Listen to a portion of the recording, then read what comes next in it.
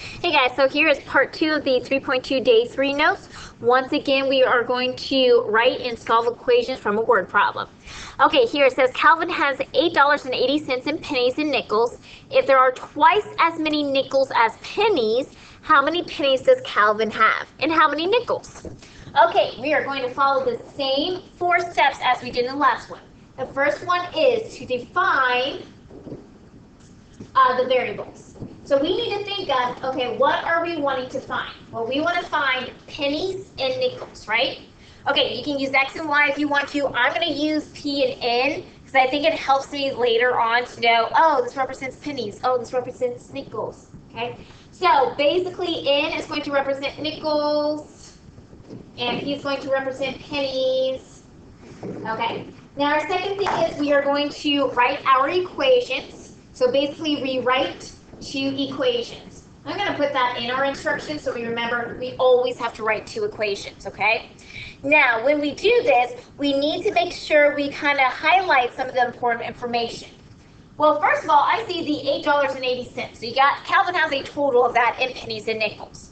Now, let's think about pennies and nickels. What does nickels represent? Meaning money-wise. Well, that's 5 cents. How do we write that? You know, just like we do with the $8.80. Like this, right? So nickels goes 5 cents. What about pennies? It is 1 cent, okay? So we're going to use that information and the 880 to write our first equation. So I have 0.05. I use N because I do have to have that variable with it to represent nickels. And then 0.1p to represent the pennies. And I have a total of 880. Now the next information, they don't really give us as numbers, but they do say there are twice as many nickels as pennies. So that is what we're going to use as our second equation, okay?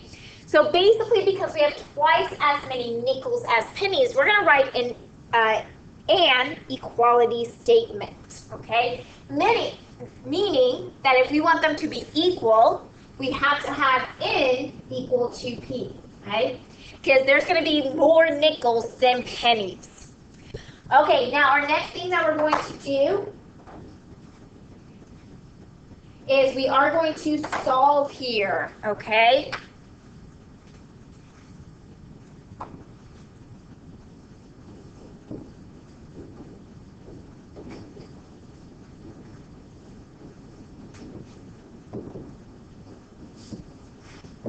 So either through elimination or substitution.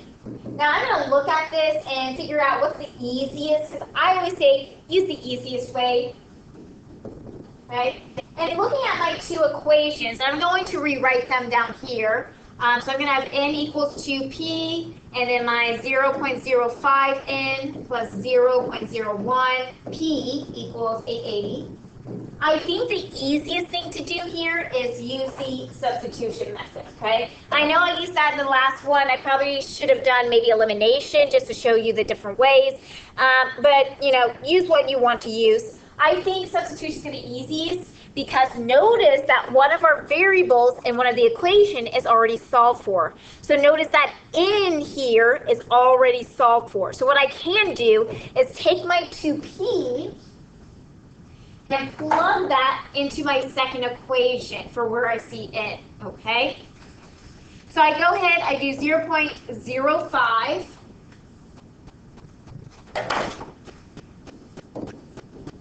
And then I have 2P, and then plus 0.01P equals 880.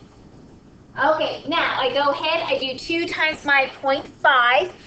If you need to use your calculator for that, you can do it. So we can do like 0.05, excuse me, times 2.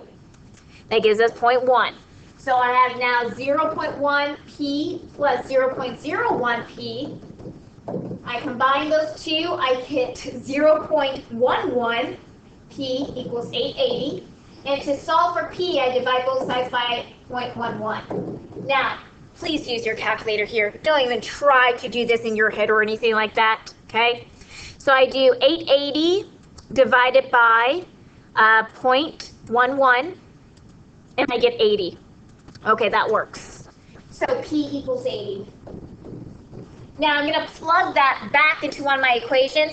Plug it back into the easiest, which that is definitely going to be n equals 2p, okay? So I plug 80 into the p, so I get n equals 2 times 80, so n equals 160. Now our last thing is, because 80 and 160, what does that mean, right? Okay. Now, first of all, do those numbers work? Yes, they're not negatives. So think about it. Can we have negative pennies? Can we have negative nickels? No. Those numbers are positive, so we work out there. Okay, good. So now we need to define our answers.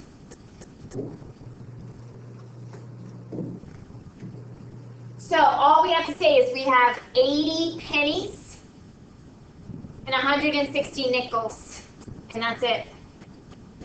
So now I know, like, oh, that's what the 80 and 160 mean, okay? So always define your answer.